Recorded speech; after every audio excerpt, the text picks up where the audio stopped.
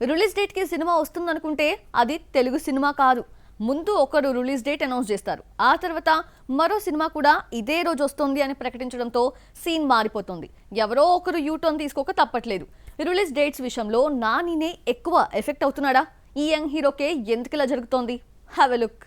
దసరా తర్వాత నాని, శ్రీకాంత్ ఓదెలా కాంబినేషన్ ను రిపీట్ చేస్తూ ది ప్యారడైజ్ అనే సినిమాను ప్రకటించారు. గ్లిమ్స్ రిలీజ్ చేస్తూ బూతులతో హైప్ తీసుకొచ్చారు. నాని కెరీర్ బిగ్గెస్ట్ బడ్జెట్ 100 కోట్లు దాటిపోతోంది. నేచురల్ స్టార్ నాని కొత్తగా కనిపించడం కలిసొచ్చింది.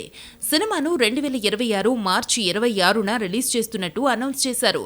సినిమా రిలీజ్ వాయిదా పడుతోందన్న వార్తను ఖండిస్తూ రీసెంట్ గా రిలీజ్ డేట్ పక్కా అంటూ క్లారిటీ ఇచ్చారు మేకర్స్.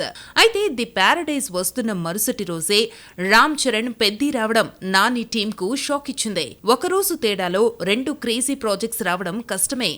ఎవరో ఒకరు వాయిదా వేసుకోక తప్పదు.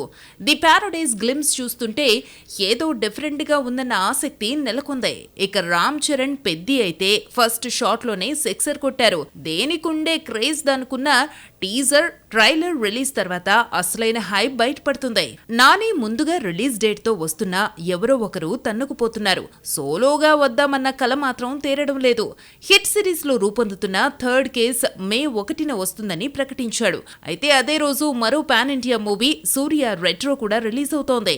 నాని ముందే కర్చీఫ్ వేసినా ప్రయోజనం కనిపించడం లేదు. ఎవరో ఒకరు గట్టి పోటీ ఇస్తున్నారు. దసరా నుంచి నాని నటించిన ప్రతి సినిమా పాన్ ఇండియాగా రూపొందుతోంది. కాంపిటీషన్ ఇస్తున్నవన్నీ పాన్ ఇండియా మూవీసే. మే 1న వస్తున్న హిట్ 3కి సూర్య రెట్రో గట్టి పోటీ కాకపోయినా హిందీ మూవీ రైడ్ 2 నుంచి కాంపిటీషన్ తప్పదు. అజయ్ దేవగన్ నటిస్తున్న హిట్ మూవీ రైడ్ సీక్వెల్ కు హిందీలో భారీ ఓపెనింగ్స్ వచ్చే ఛాన్స్ ఉంది.